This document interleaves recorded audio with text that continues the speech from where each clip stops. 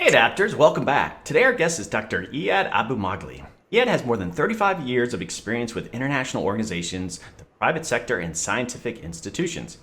Iyad's expertise focuses on strategic planning, sustainable development, natural resources management, and knowledge and innovation. He is the lead principal advisor on engaging with faith-based organizations at the United Nations Environment Program, or UNEP.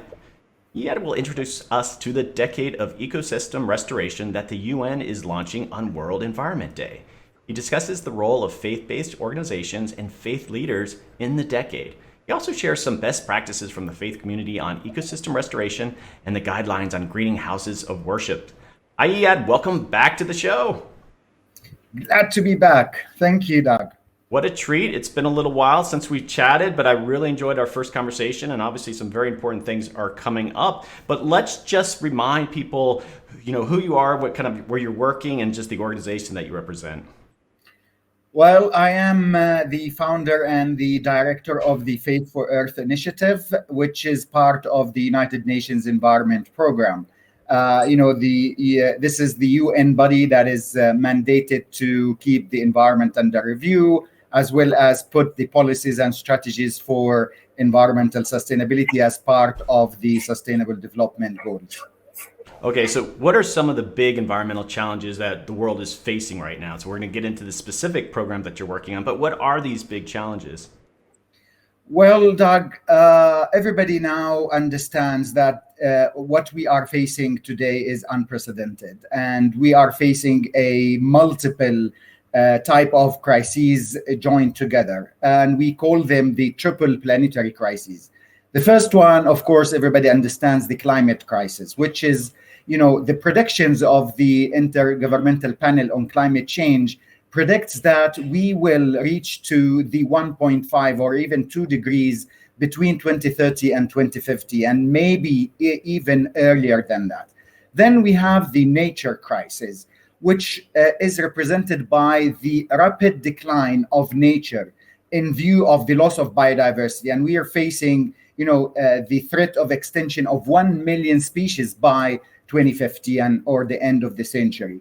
And then we have the pollution and waste crisis. That is, what we call the trail or the toxic trail of economic growth, which results from the overconsumption, consumption patterns and production, but also it's leading to the deaths of millions of people on an annual basis. So these three crises combined together, as well as along the COVID crisis that we are currently faces, are imposing a lot of pressure on natural resources, but also on humans as well.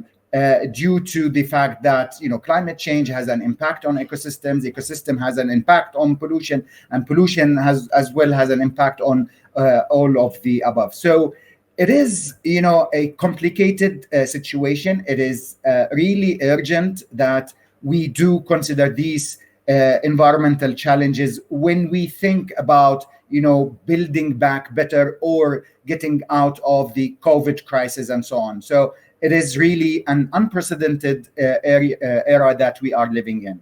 Okay, so those are very big challenges that you just described there, but your focus generally is on ecosystems. And it might seem obvious, but why focus on ecosystems in all this?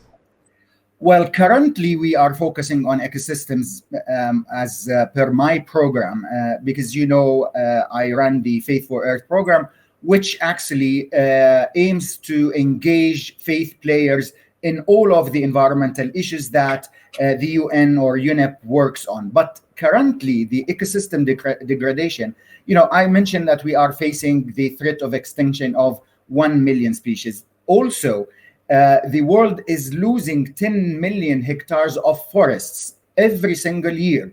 The area of the Republic of Korea, or twice the area of Costa Rica, for example.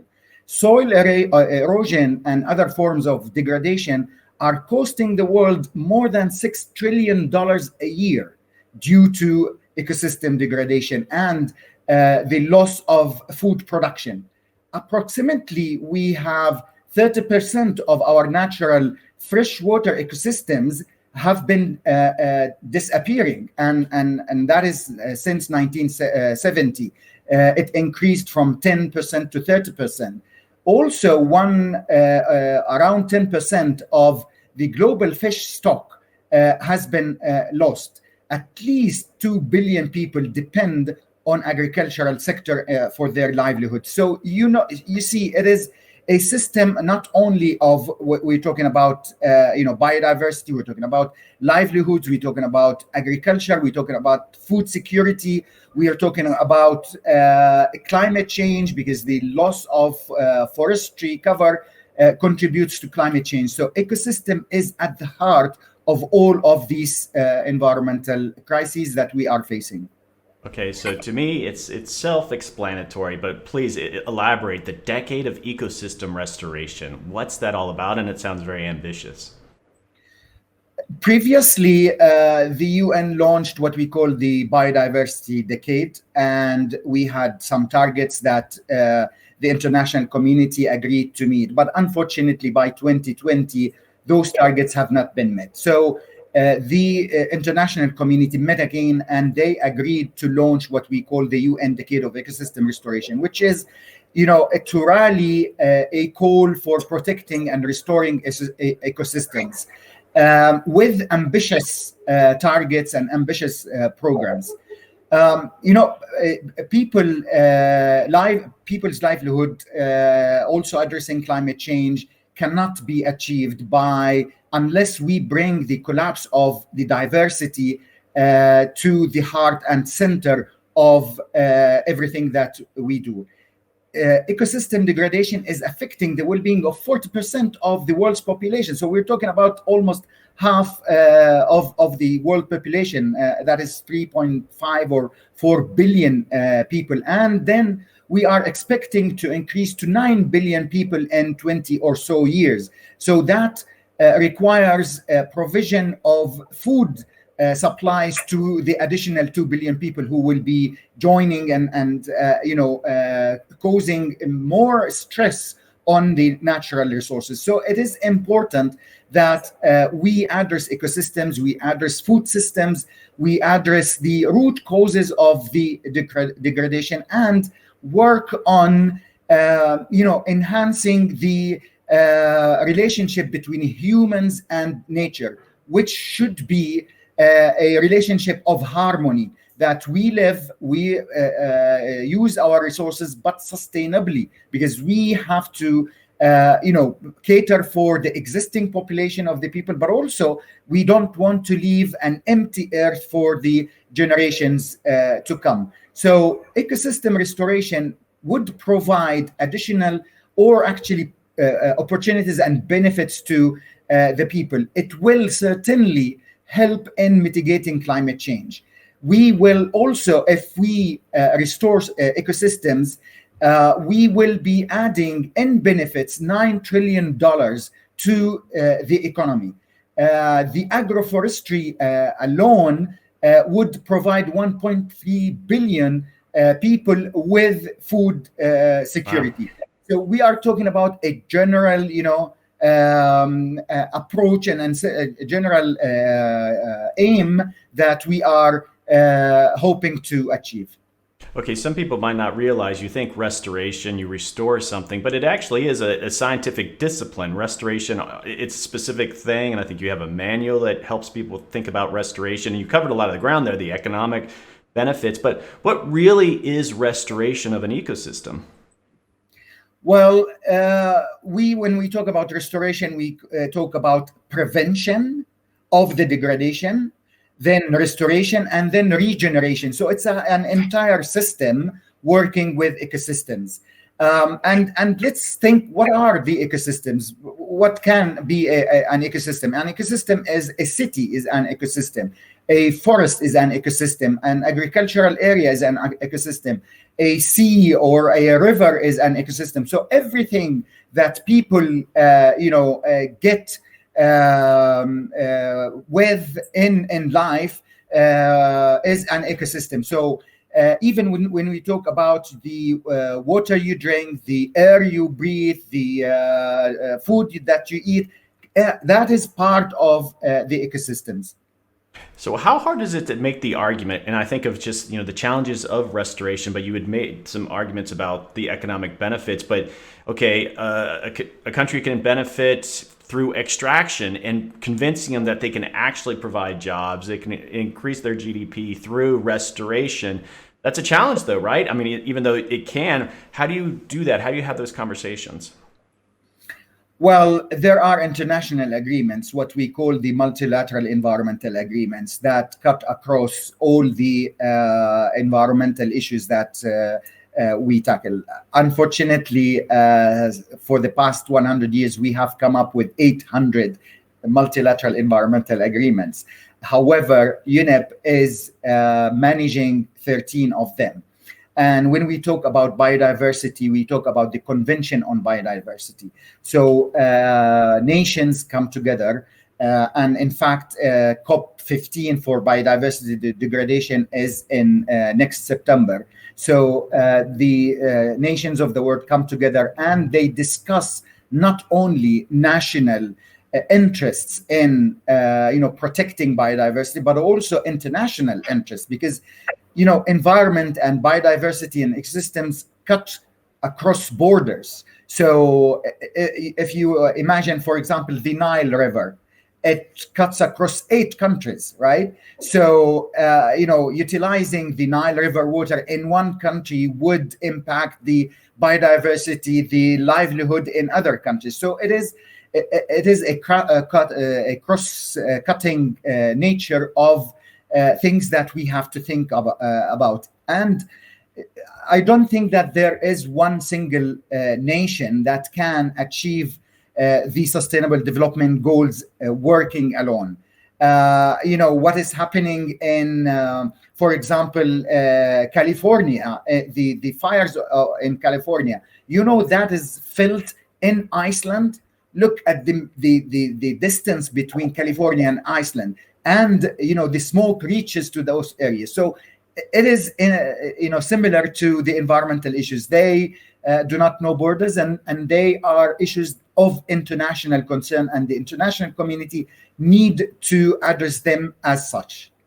So I met there's probably just a silver lining to the broader issue of climate change in regards to ecosystem restoration, is that a lot of countries, a lot of private companies want to sequester carbon. The tree planting is a big part of that approach. And so I imagine there's a lot of conversations going on with the restoration people sort of saying, let's, take some of those resources and accomplish 2 things here. Is that a big part of the conversation? Well, I mean, when we talk about carbon sequestration and so on, we don't talk about only planting trees. Planting trees is important. But also, you should think about the root causes. What is the root cause for increasing carbon dioxide in the atmosphere, or even methane, which is a huge contributor to climate change? It is the practices. It is the systems that we use. It is the fossil fuel that we depend on for our growth and our economies. So it is important to mitigate rather than just adapt to what is happening. So I mean, we cannot continue producing CO2 and say, well, we can plant more trees. That might, reduce the amount or absorb some of the CO2, but that is not a solution. We need to find innovative solutions. First of all, we need to rely on the solutions that nature itself provides, so nature-based solutions. We also need to think about the renewable energies. And in the past, it was, the discussion, renewable energy is very expensive. And I mean, it requires investment, initial investment and so on. But now the production of 1 megawatt of energy by solar energy, for example, is cheaper than producing it by fossil fuel. So it makes no sense not to go to that route. And we have to think about our behaviors, which is very important and often is forgotten and not taken into account. It is our consumption, our production patterns, the way we live. Everybody on Earth wants to live the high-level middle class, have a car, travel by plane, and so on, and go to the supermarket and buys, products that are wrapped by plastic. This is not a way that we should think about living on this earth under these conditions of the climate crises that we are facing. Okay, so you're the leader of this interfaith, the program that you're in charge of. So what role do you see faith actors having in this decade of ecosystem restoration? It is important that we understand that more than 85% of the people on earth, they believe in something. They believe in a religion or a belief or a faith and so on. So they have a point of reference, a value system that they depend on. Moving from that perspective and talking about attitudes and behaviors and what drives our behavior and so on, it is important to rely on these set of values that the religions and faiths provide. And we know that, the words of the faith leaders are very important for their believers. And if you talk, to a priest or an imam or a rabbi, their words come from their sacred scripts. So it goes to your heart rather than to your mind first. So it touches upon your nerves and makes you determined to do something for good for the creator that you worship. So this power, in addition to the economic power that faith organizations and faith institutions hold, they are the fourth largest economic power on earth. So faith organizations own 8% of habitable lands. They own 5% of commercial forests, and we are talking about ecosystems. They own more than 50% of the schools, which are built on or within ecosystems. So, in addition to their power of reach, they have the power of economic power, but also they are trustworthy, and we listen to them. So we are trying to, link what the sacred scripts are saying about nature and about ecosystems and about climate change and so on to what the science is saying, and provide the faith leaders with this sort of knowledge of scientific evidence to be used in their preaches and their practices, actually. And if we only apply the guidelines of ecosystem restoration to the institutions that are owned by faith-based organizations, we will reach good places in terms of ecosystem restoration. Okay, so the Faith for Earth program that you're responsible for, how have you used that to engage with faith leaders? Well, we are, of course, first of all, we have come up with a strategy for the role or the engagement of faith organizations in ecosystem restoration. So we have highlighted what the ecosystem restoration requires us to do as a global community, but then we dwell down on how faith organizations should and have to contribute. And then we are partnering with a number of organizations and faith leaders and faith organizations to showcase how and what can be done. For example, we have the Living Chapel, which was launched last year during the World Environment Day in Rome by the Vatican and by other partners. And this Living Chapel actually uses recycled materials. It uses renewable energy. It recycles the water that it uses for irrigation, along with generating some music while being irrigated by the system. This coming World Environment Day on 5th of June next week, we are partnering with the Church of Norway in launching what we call the Hope Cathedral. The Hope Cathedral has been built entirely from reclaimed waste that was found ashore of the coast of Norway, completely from recycled or reclaimed material. But the beauty of this Hope Cathedral, it is not a cathedral for Catholics or for the church. It is an interfaith cathedral. So Muslims can go and pray there, Jews, Hindus, Buddhists, and so on. So it brings, in addition to ecosystem restoration, it brings in the coexistence, living together, and the interfaith collaboration. We have come up with a guidelines called the Guidelines for Greenhouses of Worship. And we have included in those guidelines dozens and dozens of examples from around the world on how faith communities and faith leaders have been using nature-based solutions in restoring nature and living in harmony with natural resources. Okay, so if someone, like, it's just the church finds that's something just on your website and such, if they want to just find that themselves, and it's sort of self-explanatory on how they can use it?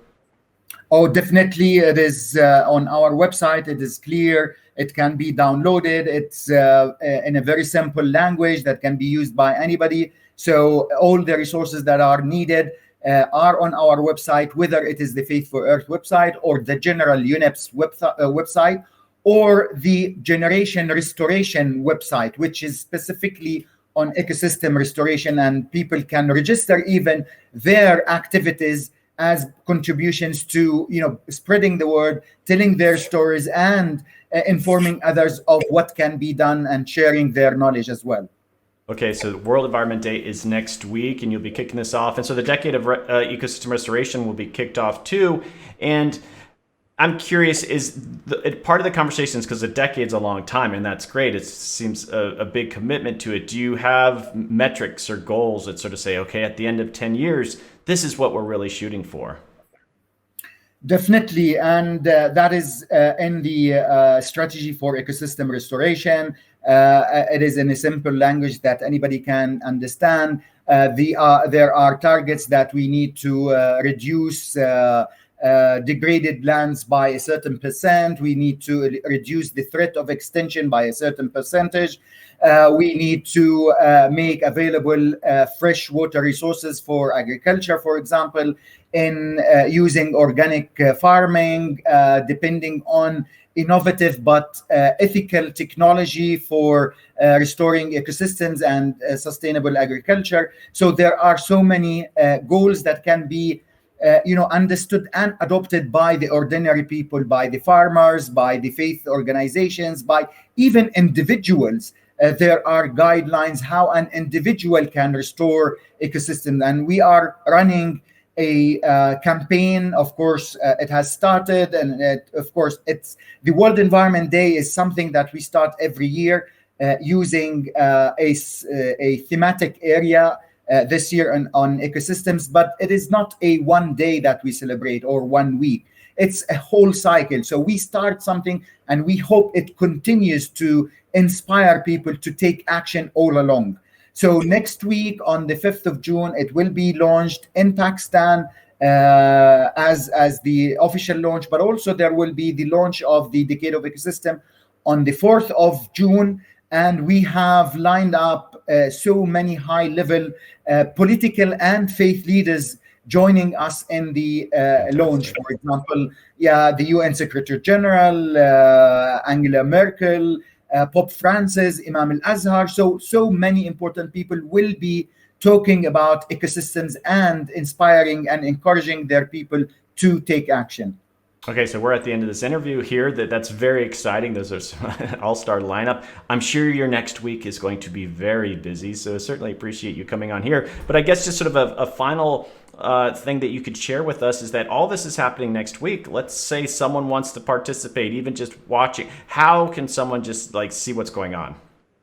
Well, as I mentioned, they can go to Generation Restoration, and they will find the links to all of these events happening, but also they can register their own event that they are undertaking. And it is very important to register these activities so it can be captured, so people can know what others are doing and can, whether use these similar systems in similar areas or be inspired by others. So everything is on the website of Generation Restoration, and the links to these events are also there. Fantastic, Iyad. It's such a treat chatting with you. You're doing such important work, and I'm sure we'll get you back on. Maybe there's something we can do post World Environment Day and having a discussion of what's next. This is going to be here for the long haul, but I want to wish you luck in this next week. And I'm going to take you into just chatting, but thanks again for coming on Cimpatico. Thank you, Doug. It's always a pleasure talking to you. Thank you. Okay, folks, we'll be right back into just chatting.